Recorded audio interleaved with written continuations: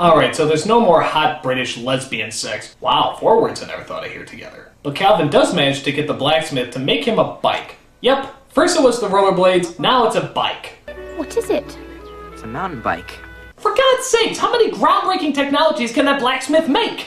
What is that? It's a Ford Focus, with anti-lock brakes, standard CD MP3 player, and new electronic stability control. Neat, huh? So the two of them decide to ride their bike and go on a picnic. Here we get to see editing at its worst, as it literally just dissolves in every single cut.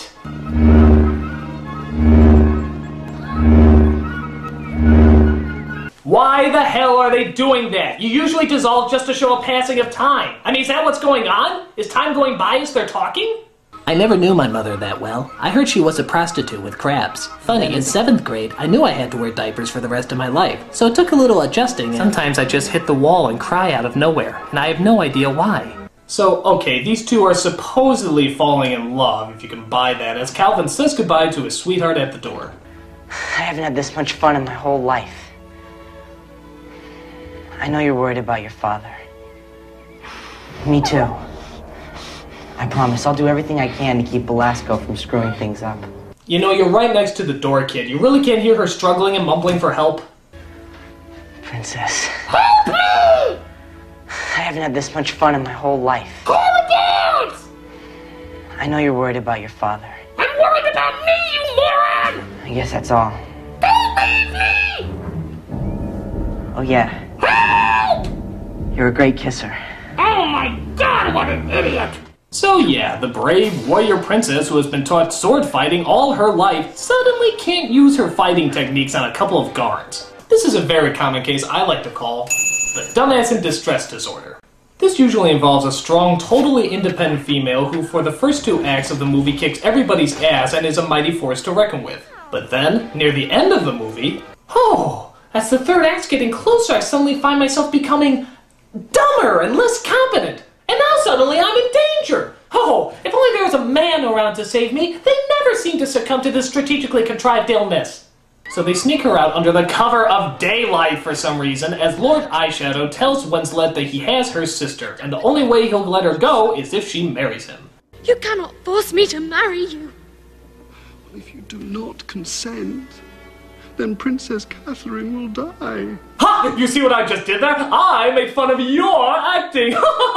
Because I'm the one who will have the career after this movie! I was the villain in True Lies! When would you ever be in a James Cameron movie? Oh God, I'm funny.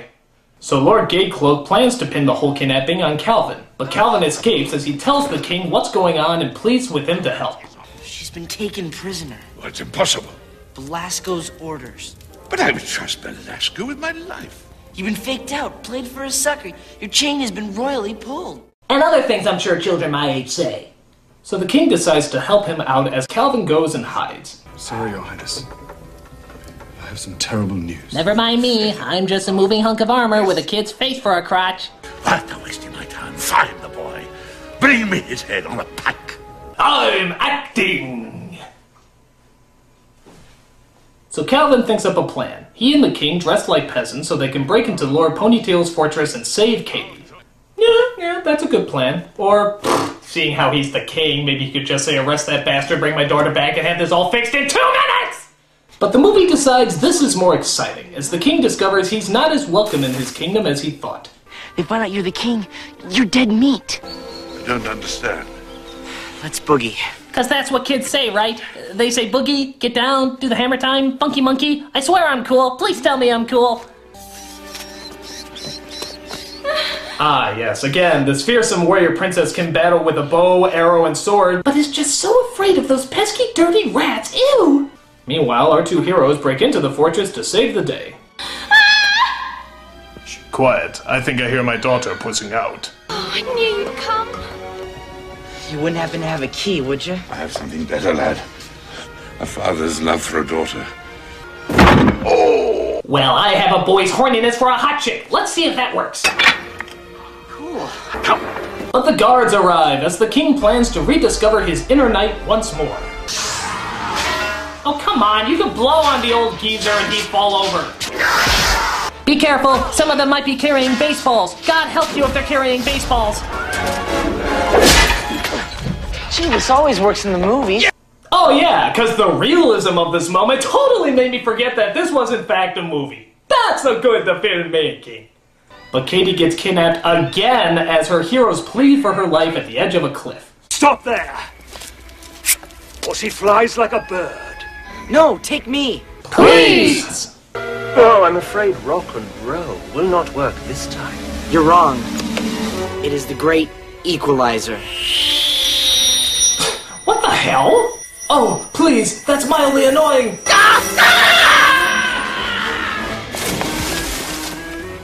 Okay, first of all, the laser on a Discman can't be turned on unless the Discman is closed. Second, how come when the night falls he suddenly turns into a hand puppet? I mean, did they have any effects for this movie at all? So our heroes finally return the princess back home to be reunited with her sister. Oh, thank God. Oh yeah, kiss her, touch her all over. Now I know what you're thinking. Aren't they sisters? Isn't the idea of them making out sick? Nope. Hey, they're actresses first and sisters second, and that's good enough in my porno book. So now it's time to put that evil douche whore in his place. You're looking extremely well, Your Highness. If you'll just excuse me, I'll go and get ready for the tournament. Welcome back, Ty. What? You're gonna let him walk after all he's done? You're gonna let him walk after all he's done? Even the idiot knows this makes no sense. The people believe me to be a card, and the gods are still loyal to Belasco. Bide that time, young knight. When the hour is nigh, we'll nail him. Yes, we'll wait until he kills me in my sleep, murders my daughters, and takes his place on the throne. And then we'll really get him. But all is not finished, as there is still a tournament to be had, where the winner gets to win Kate Winslet's hand in marriage. So of course, Lord Unibrow enters the tournament, putting on his most ridiculous Power Ranger villain suit he could find. Go, go, Power Rangers! Daniel Craig gets in the tournament thinking he can win the day, but sadly he's no match for a shiny piece of jewelry on the bad guy's helmet. What a load of pussy. Yes, it's all part of the plan. He wins the tournament, marries my daughter, rules the kingdom, and then we spring into action. But Calvin thinks he can get Craig back on his feet and keep on fighting. So, Kane, how many fingers am I holding up? Just a little off the top. Keep the sideburns. Ah, no doubt one of the great James Bond moments. Bond. James Bond. Vodka martini. Shaken, not stirred. Just a little off the top. Keep the sideburns. Though it looks like Craig, or someone who looks like Craig, has entered back into the tournament. Will he be victorious? His chances look slim. But somehow, shockingly, the knight stays on his horse and keeps on riding. What the fuck? So they go at it again, this time without that pesky head holding him back. So the knight wins the day! And who exactly was he all along? What a shock! And a load of shit. I mean, by the contest rules, this makes no sense. He didn't fight anyone else, so it defeats the idea of a tournament. This contest should be null and void! And it turns out Lord Harry Browse has the exact same opinion. To meet thy ancestors. But you are my ancestors. Haha! It turns out the mysterious Black Knight shows up to save the day. This is the hero all the town has been talking about, who has been bringing them food and money to save the people. So it's decided he should marry the princess. And just who does the Black Knight turn out to be after all this time? Hello, Father. Hooray! So you shall marry yourself. No, it turns out she's allowed to choose whoever she wants to marry. So she wisely chooses the only person who will have a career after this movie, Daniel Craig. So all is one as Merlin transports Calvin back to his normal time. Is there nothing I can say or do to make you stay? There's several things you can do to make me stay, you just won't do them! So Merlin transports him back and even allows him to finally finish his baseball game the way he wants to, getting rid of his ballophobia.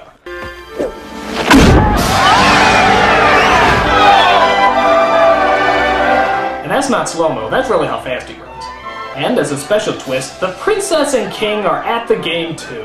How the fuck does this make any sense? Did they ever mention if they time traveled or if they're just descendants of the original characters? Who cares? I don't. Movie's over. Run! This is the kind of movie you show your kids when you want to punish them. It's stupid, uninventive, and just downright horrible.